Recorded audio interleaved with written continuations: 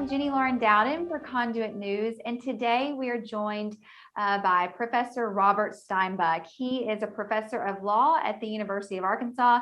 He has testified at the Arkansas Capitol regarding the vaccine mandates, and he is a friend to Conduit, and we are so grateful that he joins us today. Hi, Professor.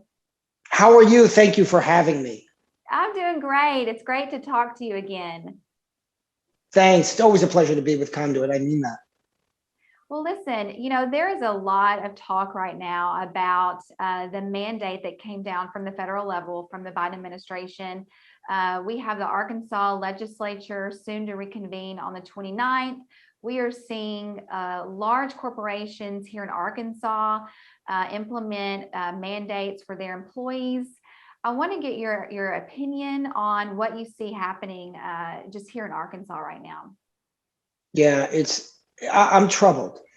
I'm troubled by the Biden administration's effort at a mandate. It seems to me clear it's unconstitutional.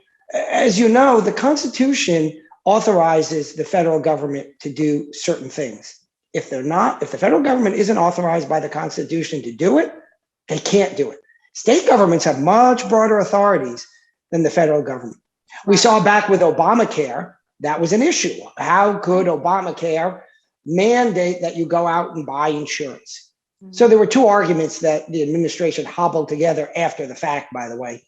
One was, well, the Commerce Clause allows us because the federal Constitution says anything that relates to interstate commerce is subject to federal regulation. And then the second thing was they claimed that even though it was a penalty, the penalty really was a tax because they ran that penalty through the IRS. Well, the mandate part, the part of the mandate that they claimed was enforceable through the Commerce Clause, the Supreme Court said, no, that's Commerce Clause doesn't extend to buying insurance that the government's telling you must buy. The tax argument, you might recall, Chief Justice Roberts said, well, it's a bit of a stretch, but I'll say it's okay. So put that aside. It's a bad interpretation, but bad or good, it's the law as interpreted by the Supreme Court. But here, there is no tax issue.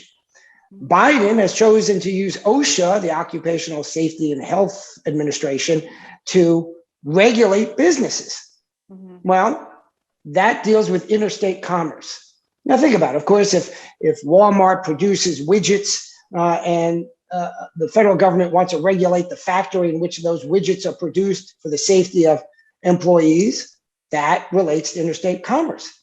How does whether or not an employee comes to work or goes anywhere else for that matter and has or doesn't have a COVID vaccine relate to interstate commerce? It doesn't.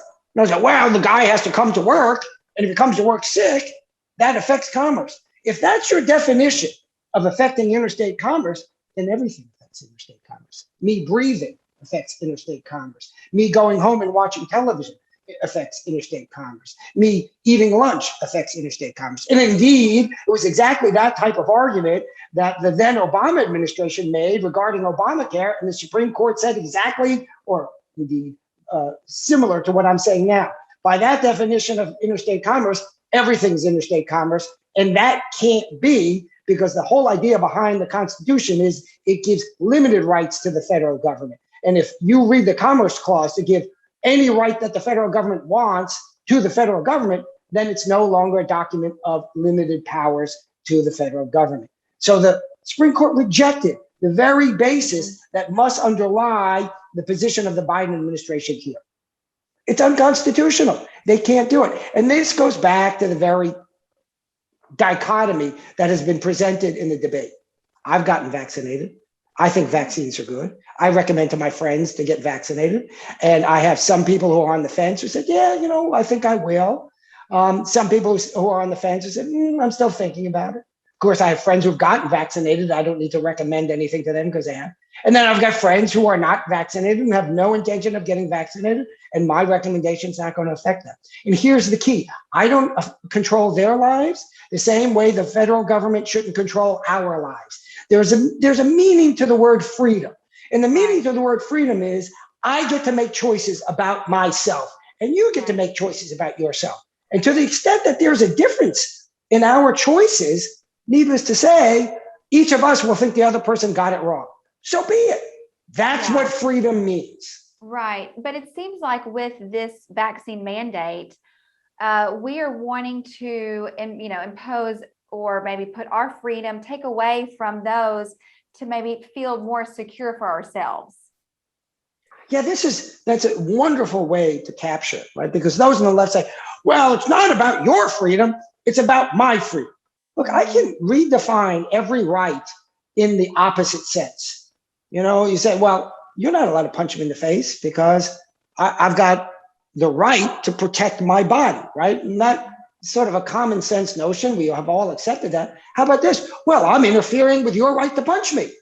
Now all these people are walking around and they don't have the ability to punch me. I have suppressed their right to punch me. Well, no, there is no right to punch me. So if you think you have a right to walk down the street very jauntily and say, oh, you're a little sick, you must go home, or you must get vaccinated, or you must put on a mask, you don't understand where rights begin and where rights end. You are free to get a vaccine, you are free to wear a mask, and you are free to stay home. But you're not free to tell me to do any of those. And by the way, I've gotten vaccinated. I often wear a mask, and sometimes I stay home. So I will choose any one of those. But you're not to choose it for me, and I'm not to choose it for you. How do you think we got here? How do you think we got to a place where so many people have that mentality now? The left has slowly, over the decades, moved from being what we would call a moderate left to becoming an extreme left. It's that simple. And an extreme left position, anybody who analyzes politics knows this to be the case, right? What was communism? Communism was an extreme left position. Anybody who uses the sort of standard rubric, the standard dimensions on which we measure politics, has always said that totalitarian left, ultra left, is communism. Mm-hmm. Well, our left has slowly been moving more and more left. Starting in the 50s, the left could never have said, well, we're communist, because it was such an anti-communist movement. And that is slowly degraded. So the left has felt more free to embrace these essentially communistic ideas. And the key to the very left position is, oh, we as a collective know what's good for you. Right. But of course, the collective is no such collective, by the way. The collective is a group of elites. Let's be fair. The extreme right, totalitarianism, fascism, has a similar notion, but they don't even claim a collective. They claim an individual. But the left is not a collective in their totalitarianism either. Totalitarianism is totalitarianism. The left has slowly been moving towards totalitarianism. Let's talk about the contradictions very briefly. I'm hearing from people, and you probably are as well, you can't be for vaccines. You cannot promote getting a vaccine and then, turn around and say, oh, but I'm against vaccine mandates. What are your thoughts on that? It's absurd, right? Like, I don't even understand how people can articulate all of those words in one sentence, albeit you are 100% correct. They do it all the time. Well, if you're for a vaccine, then you're for a mandate. Hey, I love banana splits, but I don't tell you that you have to eat them, right? It's just the notion that because I think something's a good idea, and I'm not sure a banana split is a good or bad idea, but I do like the vaccines. I took them. Everybody in my family took them. So I personally like the vaccines. Good. Yeah. But why does that mean that you must like the vaccine? Hey, I know people who smoke. I think smoking is bad for you. I think the science supports the notion that smoking is bad for you. I, on occasion, recommend to those people that I know, hey, it's probably a good idea if you quit smoking. Some of them even agree, but they say it's very difficult. But am I going to throw them in jail? That's what a mandate is. Mandate is you must do this under penalty of law. So I'm going to say, you must quit smoking. I'm sorry, I don't control their lives. And here's what's equally important about that notion. Not only do I not control their lives, I don't want them controlling my lives. Mm-hmm. I don't want a bunch of lefties controlling my lives. Don't tell me what I must do. Recommend something, fine. You want to incentivize me? You can write me as many checks as you want. I took the vaccine already. You want me to take another one? Give me $1,000. I'll take another one. How's that for an idea? You're worried about, Tyson's got up there on at the Capitol here in Little Rock, and they were saying, well, we need our people vaccinated, so we're going to mandate it. Hey, why don't you just write them a check? You're going to get better compliance if you write them a check than beat them with a stick. Yeah, it seems like mandates will do the exact opposite. And I've also heard from people, it's kind of on the fence about getting a vaccine. As soon as the federal government rolled out, this massive mandate, no, sorry, I'm out. Because, that just completely repels him from the idea of it. Well, it's exactly right. And the governor made that point as well. He said, the governor said, I'm trying to get people to take the vaccine. Hey, Biden administration, you ain't helping. When you issue the mandate, you ain't helping. The fellow from Tyson's who got up and testified, who I just mentioned, he wasn't helping either. He was obnoxious. He spoke about how, well, our team decided who's on that team exactly? Remember when I was talking about the totalitarian left? Sounds a lot like it, doesn't it? Yes, yes. Okay, we're also hearing from the other side, the argument about my body, my choice. Give me your thoughts on how you think that plays into the vaccine mandate debate. Well, the left doesn't even know any longer when they're being hypocritical, right? The left says, well, how come you guys believe in bodily integrity when it comes to vaccines, but you don't believe in bodily integrity when it comes to abortion? We do believe in bodily integrity when it comes to abortion, the body of the baby as well as the body of the mother. And that's the inherent conflict that exists in the abortion debate. The conservatives recognize the life of the baby, and they recognize there's a tension between some freedom of the mother when we respect the life of the baby. Yes, we recognize that tension, absolutely. But we're not interested in the bodily integrity of the mother one way or the other than recognizing that it's linked to the life of the baby. So if the mother wants to have a nose job, if the mother wants to have a kidney removed, conservatives don't have an objection to that. That has nothing to do with the life of a baby. But if the mother wants to terminate the life of a baby, well, the conservative argument is, well, we're here to speak for that baby that can't speak for his or herself. Right. So the left is the one that says, my body, my choice, until it comes to vaccine mandates. Then they say, oh, no.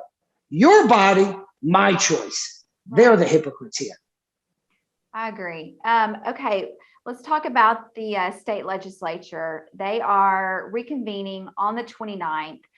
We are hearing, that our state legislators are almost a line of defense, really, for Arkansans, for these employees who are potentially losing their jobs. These legislators are in a last line of defense between the federal government and them. Arkansas is a sovereign state. What do you see the role being from these state legislators whenever they come back on the 29th? I think they can do a few things. Now, when they come back, there's some question about what kind of laws they can pass after they recessed and came back, and how they can expand what they can do. That's a procedural issue. But let's assume they overcome that procedural issue. Yes. I think there are at least two important things that they can do. One, they can pass a law that says that private businesses cannot mandate a vaccine. Now, remember, conservatives are the ones that generally are more supportive of business rights. Well, it's a private business. You guys can do what you want in a private business. To a point, right? To a point. We conservatives are no less receptive to the notion that we shouldn't have child labor. We shouldn't have working hours of 20 hours a day, that kind of thing. So conservatives believe in some regulation of business, and this seems like a logical extension thereof.